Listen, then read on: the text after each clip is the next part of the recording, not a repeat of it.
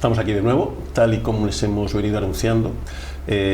Hoy queremos que en este lunes, que es el más lunes de todos los lunes, por aquello de que hemos acabado las fiestas, de que ya han venido los Reyes, de que volvemos a la normalidad, de que hace mucho frío, y más que va a hacer mañana y pasado, pues queríamos que para iniciar la normalidad ustedes abrieran la puerta de casa y conocieran un poco más a una mujer, una granadina, que puede representar a miles de granadinos que pelean, que luchan con mucho talento, pero también con mucho trabajo y con mucho esfuerzo, fuera de Granada, por abrirse paso en sus profesiones, en sus ilusiones, como decíamos, con mucho talento y con un esfuerzo enorme.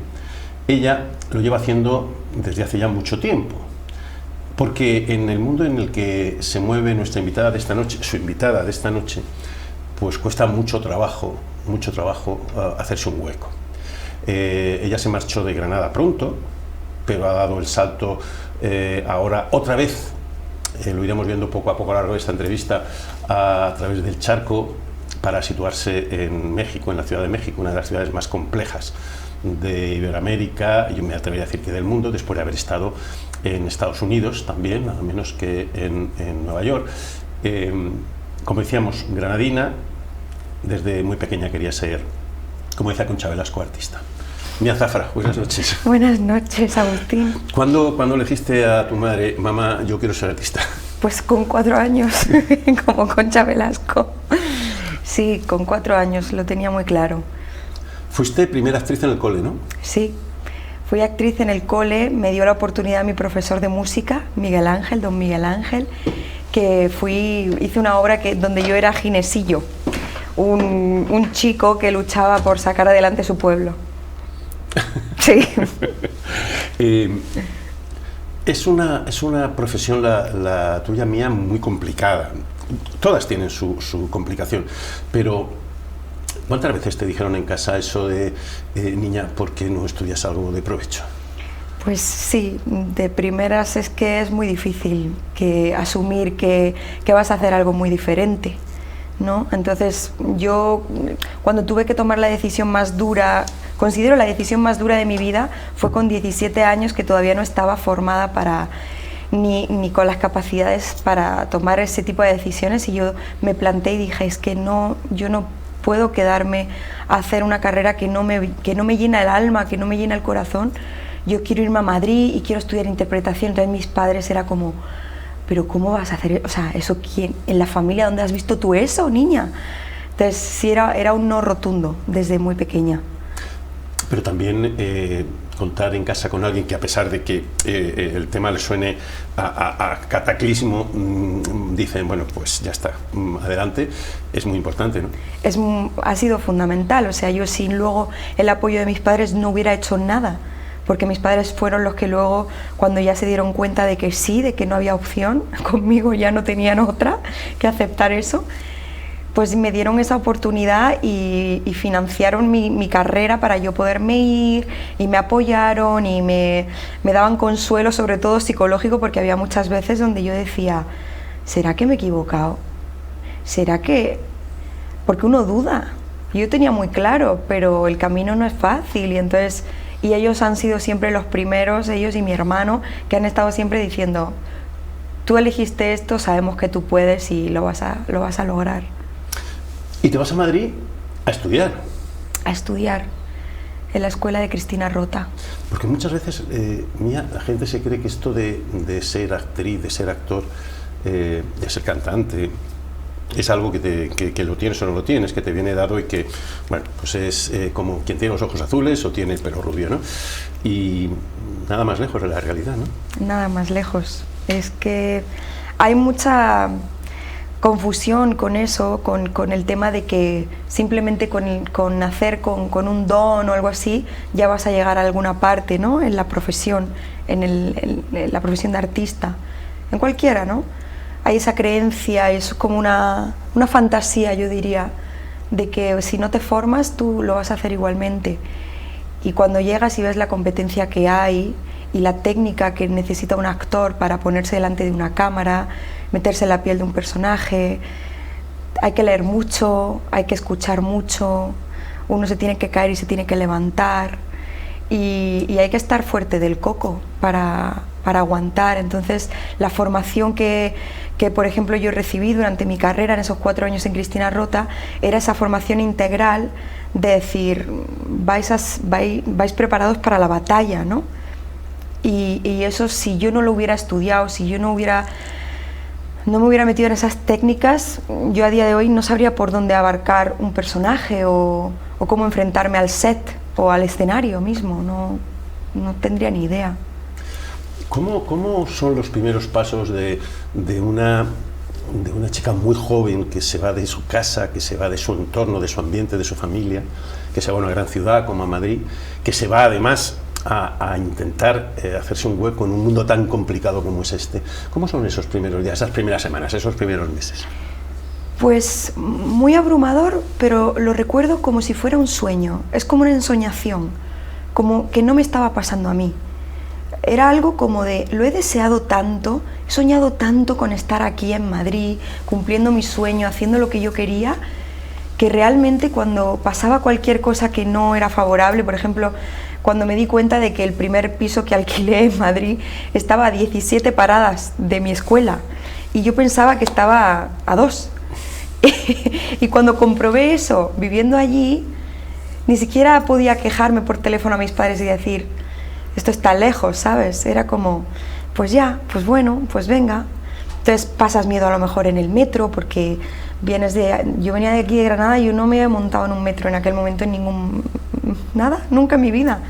Pues eso, pasas miedo, la gran ciudad, pues los ruidos, la gente, es tan diferente. Yo tenía 17 recién cumplidos, la selectividad ya aprobada y ya con esas ganas, esa cosa que era como, soy imparable. Entonces era una ensoñación y de alguna manera yo soy muy creyente y sí creo que Dios me protegía, ¿no? En ese sentido de decir, nunca me pasó nada, gracias a Dios, siempre estuve protegida de arriba.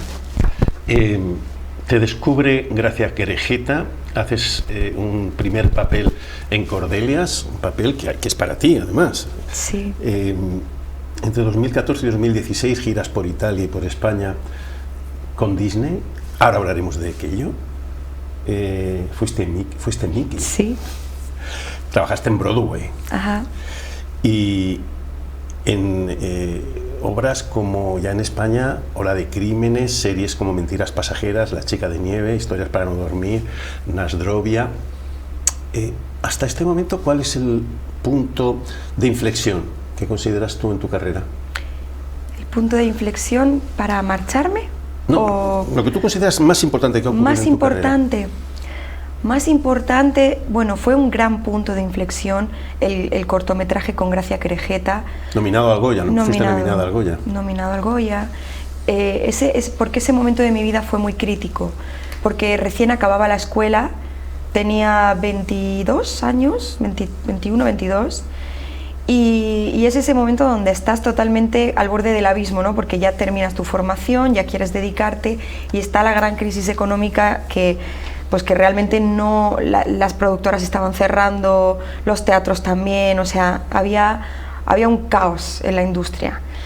Y entonces estaba toda esa pasión de, bueno, vamos a salir al mercado, venga, vamos, ¿dónde están los castings? Y no había nada.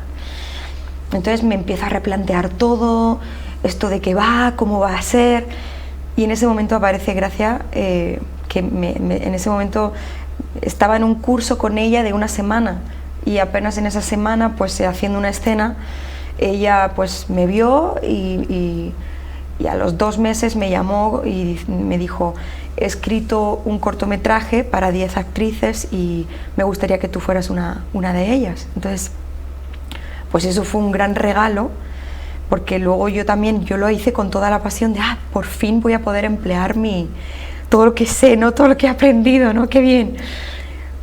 Pero sin ninguna pretensión, ninguna expectativa de que eso luego iba a tener la repercusión que tuvo, que luego pues eso, fue premiado en toda España en un montón de festivales, en los Goya, o sea, fue nominado al Goya, a mí me dieron mi primer premio como actriz, y aquel sí que fue el punto de inflexión porque me dio la confianza, fue como el decir, sí, se puede, no sabemos si es aquí, no sabemos si es en otra parte, pero sigue adelante.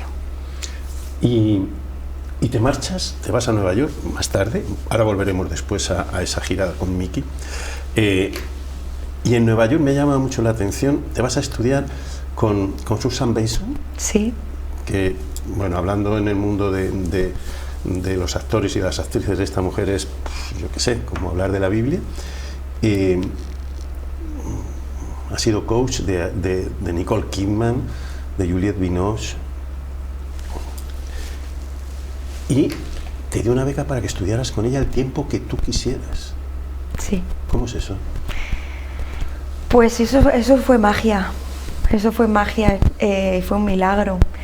Yo, bueno, hice un spot con Gracia Querejeta para promocionar el cine español en Estados Unidos, y el spot se vio en Miami y en Los Ángeles. En ese momento aquí yo no estaba trabajando, entonces me invitan al festival, voy a Miami, y en Miami me recibe un amigo que me dice, oye, cuando se acabe el festival yo voy a probar suerte en Estados Unidos, ¿tú quieres venir?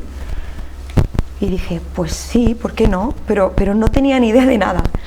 Entonces me fui, llego a Nueva York y allí coincido con otra amiga, y esta amiga en un café me dice, estoy tomando clases con Susan Batson, es increíble, tendrías que probar. Yo en ese momento no la conocía, y ella tenía unas clases donde tú entrabas y la gente iba pasando escena, y todo el que entraba en la clase tenía que pasar por el escenario, era la norma.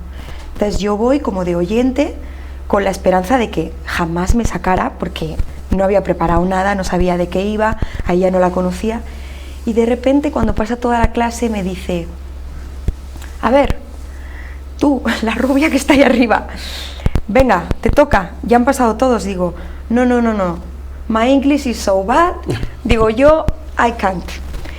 Y me dice, no, es que es la norma, tienes que pasar, haz lo que sea.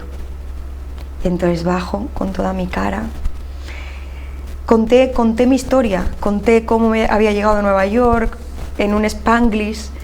La gente se reía, yo no entendía por qué, porque yo no sabía lo que estaba haciendo, la verdad, muy inconsciente de mi parte. Y entonces cuando terminé, ella me para, se va todo el mundo y me para y me dice, oye, ¿qué haces en Nueva York? Digo, no, pues he venido pues de rebote, como de visita. Dice, pues si tú quieres quedarte, tú puedes venir a estudiar conmigo cuando quieras, el tiempo que quieras, porque yo quiero ser tu maestra, quiero enseñarte. Me dice, you are the sunshine. Y yo, I don't understand. Digo, ¿por qué no? Digo, no sé si quiero entender lo que me estás diciendo. Entonces lo cuadré de tal manera que me puse a trabajar de camarera para poder ir a clases con ella. Y pasé en total 2 años y medio estudiando con ella personalmente. Y al final me dirigió en una obra ella y todo. Porque, Mía, tú has trabajado de todo lo que ha hecho falta. De todo. Y eso sí que es duro, ¿no? Eso es muy duro, sí. Eso, sobre todo, cuando uno no está fuerte, afecta, porque de repente ayer estabas en una alfombra y dentro de 3 semanas tienes que servir en un restaurante. Y entonces, mientras sirves, muchas veces, sobre todo en Nueva York, yo me replanteaba todo, porque era como, wow, es desde cero. Pero siempre tuve como esa cosa de decir, ¿qué me tiene que enseñar esto? Y siempre era la humildad, era volver al origen, volver vale, muy bien la alfombra, muy bien la nominación, muy bien lo que tú quieras, pero si ahora hay que remarcarse y fregar platos, o hay que servir, o hay que bailar flamenco aquí en el restaurante X de Chelsea, pues hay que hacerlo. O sea, es parte del oficio, y creo que se habla poco en mi profesión de lo que nos cuesta muchas veces mantenernos ahí, porque no es fácil. y sobrevivir en un Nueva York donde la habitación vale $1000 y tienes 25 años y ese es tu sueño y por otro lado tienes una beca para estudiar con una coach soñada, pues es el sacrificio y el precio que uno paga, ¿no? Pero la enseñanza interna es mantente humilde porque hoy estás aquí, mañana allí, y así es la vida en realidad. ¿Y cuando te ves trabajando en Broadway? Pues es otro sueño cumplido, otro milagro, y sobre todo verme actuar en inglés a mí misma, ¿no? Porque ya quitándole el nombre de Broadway, quitándole ya es wow, yo llegué aquí, yo a esta mujer que yo admiro le dije que no sabía inglés y ahora estoy actuando en inglés y puedo estar encarnando un personaje, transmitiendo una historia, contando algo en un idioma que no es el mío. Entonces eso me reconfortó mucho el corazón, ¿sabes? El poder. Vamos a volver lo hemos mencionado varias veces, tú eres el personaje principal de uno de los montajes de Disney que giráis durante un montón de tiempo en España y en Italia. Y tú eres Mickey, tú eres el personaje central de esa obra. Pero claro, tú estás dentro del traje de Mickey. Así es. A ti nadie te ve, nadie sabe que eres mía, nadie tiene ni idea. Y un buen día en Madrid ves que están en primera fila Penélope Cruz, Bardem, Javier y su hermana, la hermana de Penélope. Por cierto, a las que tú adoras, o sea... Vamos. ¿Y qué pasa? Pues pasa que yo salgo al escenario y los veo porque los tenía en primera fila. Y entonces me pasé todo el show llorando dentro del muñeco. O sea, yo no podía contener mi emoción porque para mí había un punto de decir, qué bien este trabajo, qué cosas me está enseñando, fue muy potente a nivel personal vivir eso. Pero había un punto de frustración también, porque ellos no me estaban viendo, estaban viendo, o sea, había siempre, ¿no? Aquello fue un gran aprendizaje. Y entonces yo hablé con mi director cuando terminé el show y le dije, oye, él es americano porque el show venía de Estados Unidos. Digo, yo entiendo que a lo mejor tú no entiendes para mí lo que significa esto, pero son mis actores soñados, son mis actores más admirados. Y me encantaría poder saludarles porque ellos tenían un encuentro con Mickey después del show. Digo, me encantaría poder saludarles y no me gustaría estar dentro del muñeco para saludarles. Si pudiera ser que esté fuera. Y entonces él me respondió y dice, Disney siempre crea magia y hoy vamos a crear la magia para ti, Mía. Y entonces me concedió ser yo la que estaba como ayudando a Mickey en ese momento, y entonces pude saludarles, pude conocerles y fue increíble, o sea, fue un sueño hecho realidad.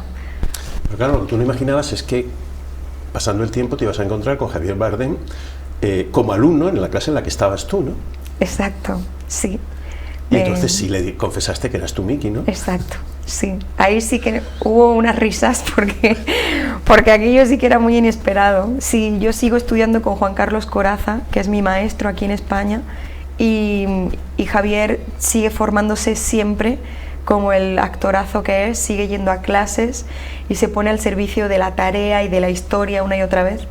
Y entonces en un seminario que estábamos con Juan Carlos, pues aparece él como un alumno más sentado en el suelo, en cojines, que nos sentamos todos pues a intentar hacer Shakespeare, ¿no? Y entonces ahí estuvimos 2 semanas intensivas trabajando y claro, pues todos como parte de un grupo pues íbamos rotando con escenas y con ejercicios donde todos trabajábamos con todos. Entonces incluso a mí me tocó trabajar con Javier. Y cuando se acabó el curso, ya el último día en la cena, digo, te tengo que contar una historia que no te la vas a creer. Y entonces se reía mucho porque es muy curiosa la vida. Cierto que lo es. ¿Qué género te gusta más? La comedia. ¿Por qué? Porque Porque hace falta que la gente se ría. Hace falta la risa, hace falta el sentido del humor, hace falta que la gente le pierda el miedo un poco a reírse de sí mismo, ¿no?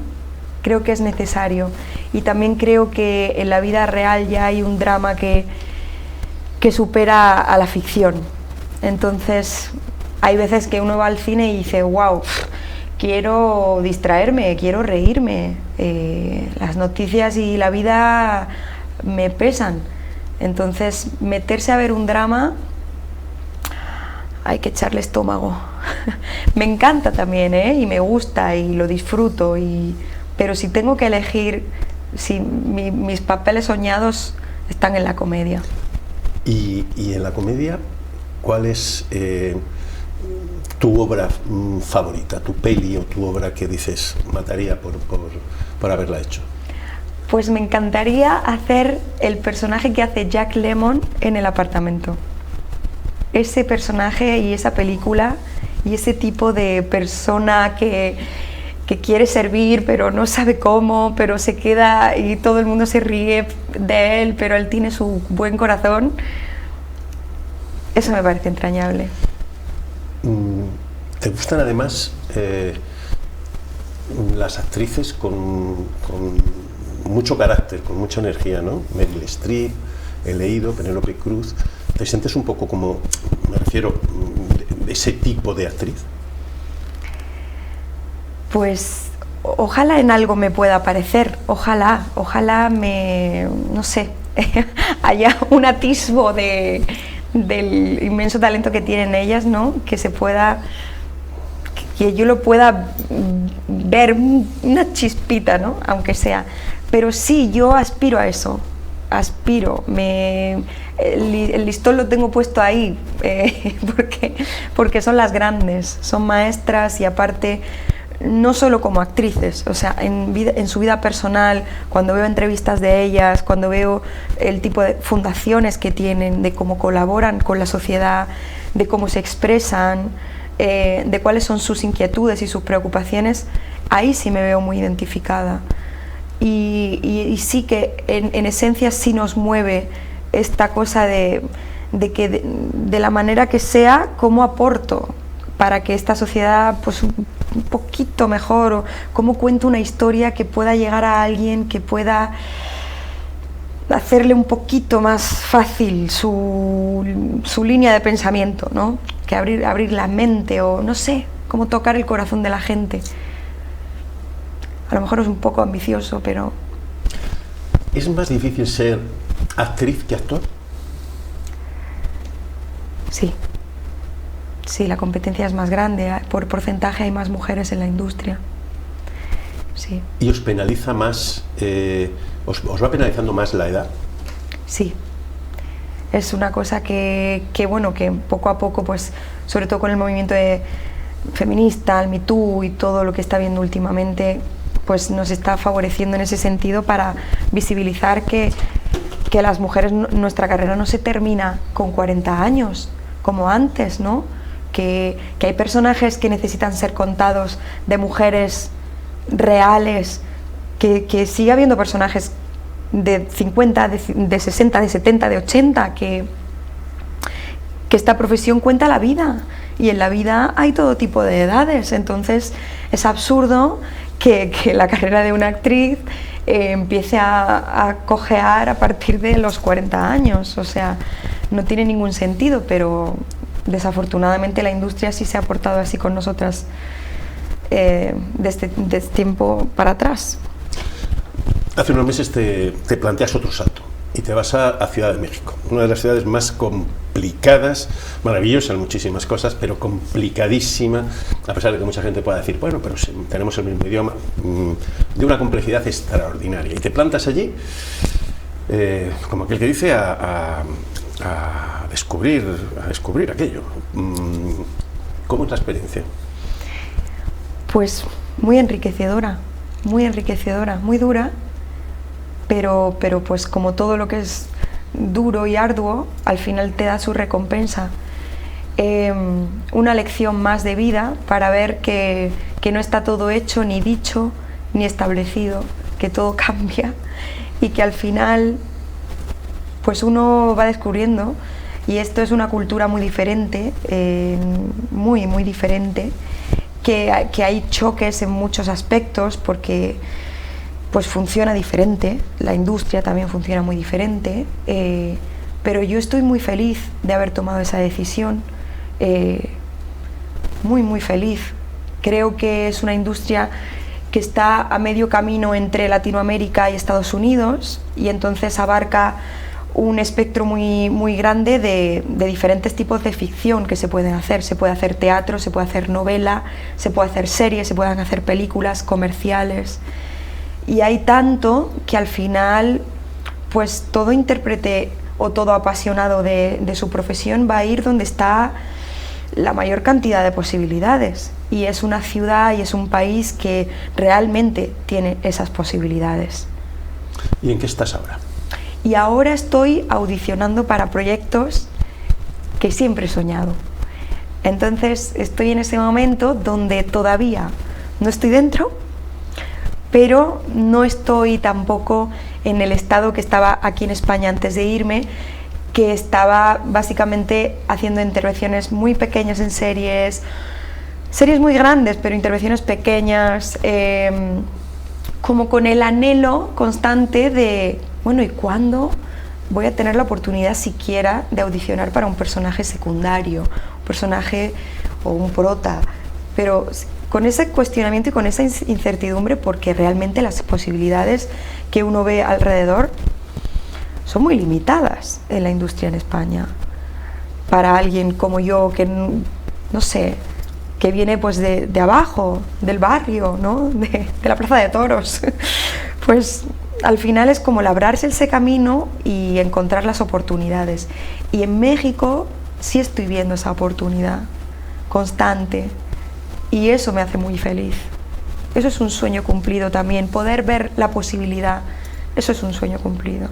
¿Se te está pegando el acento? ¿O estás estudiando el acento? Estoy estudiando el acento.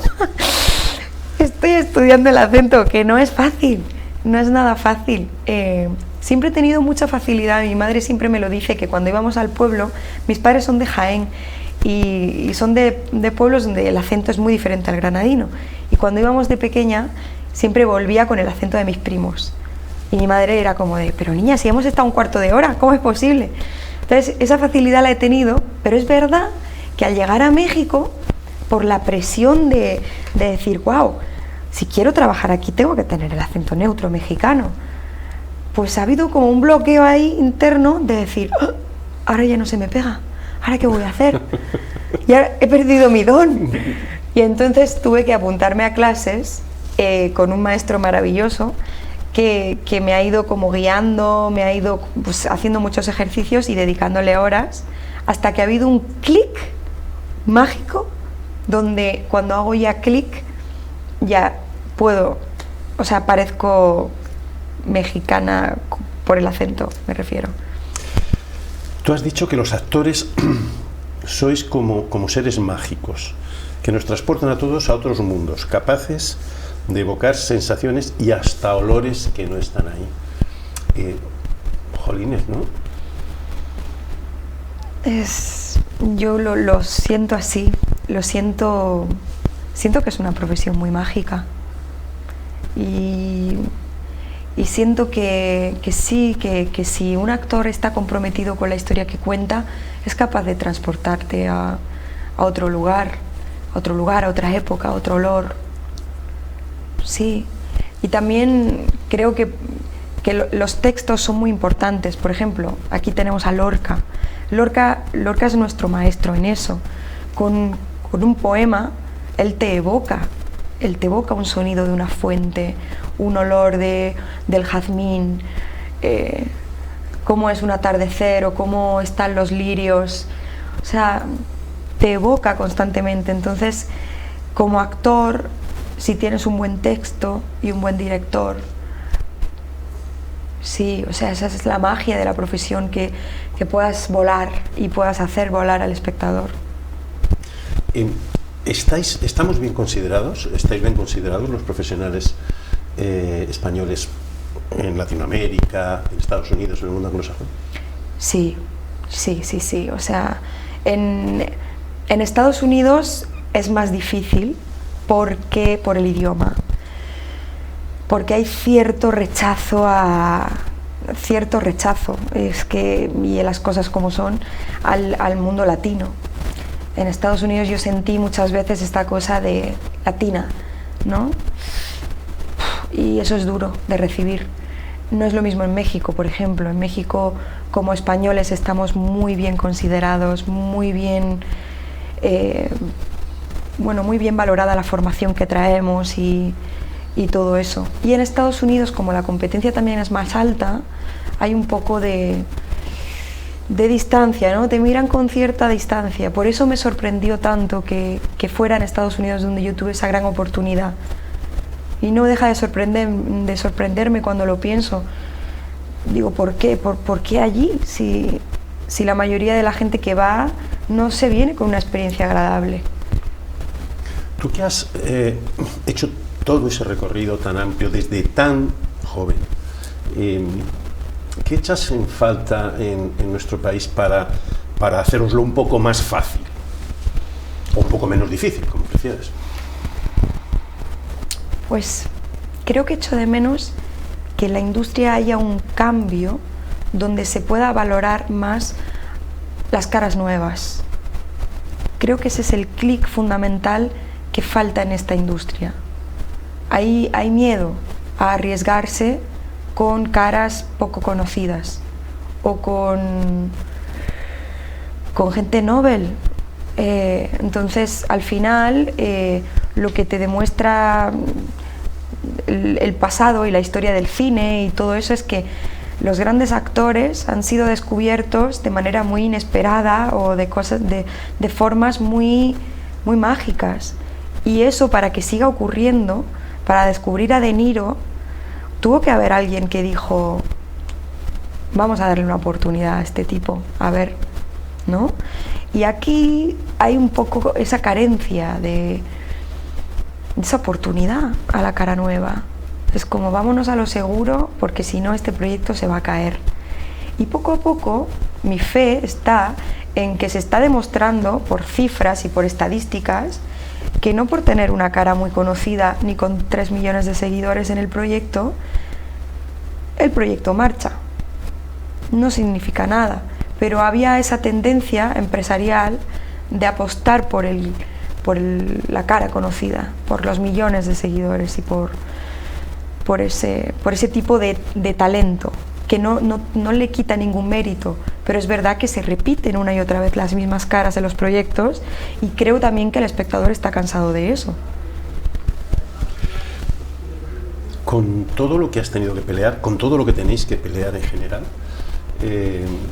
quienes os dedicáis a esta maravillosa profesión, cuando escucháis a personajes públicos de la vida de este país, políticos, utilizar al cine como un arma arrojadiza, hablando de los subvencionaditos, etcétera, etcétera, ¿qué se os pasa por la cabeza?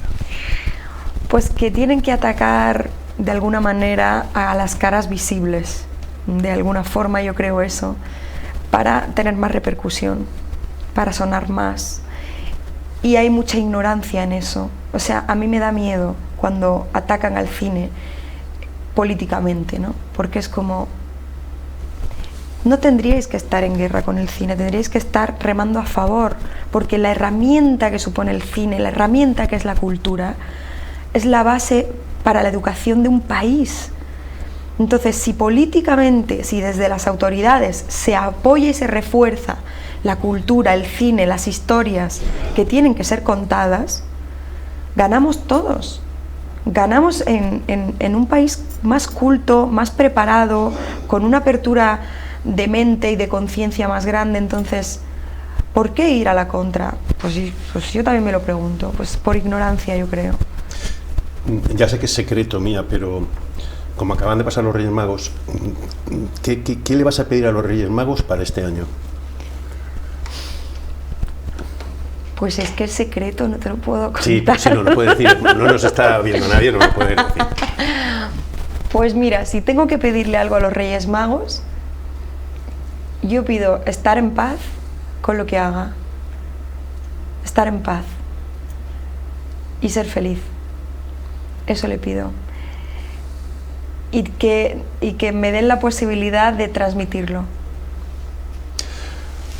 Pues se nos está acabando, bueno, se nos ha acabado el tiempo. A mí me gustaría seguir charlando mucho tiempo. Entonces lo que sí te voy a pedir es que cada vez que vuelvas por casa, cada vez que vuelvas por Granada, que nos avises y ya nos vas contando todos tus progresos. Como estoy seguro que van a ser muchos, muchísimos, pues que cuando ya seas ultra mega famosa, pues nos hagas un huequecito siempre. Claro que sí. Ha sido un placer, Mía, un auténtico placer. Muchísimas gracias, el placer ha sido mío, gracias. Que sigas teniendo muchísima suerte, porque el trabajo ya sabemos que lo pones tú, y que todo te vaya fenomenalmente bien. Que los Reyes, además de lo que has pedido, te traigan otras muchas cosas, porque te has portado muy bien. Muchísimas gracias. Gracias, Agustín, gracias. Ustedes no se nos vayan, porque nosotros vamos a seguir ya con nuestra programación habitual. Hasta ahora.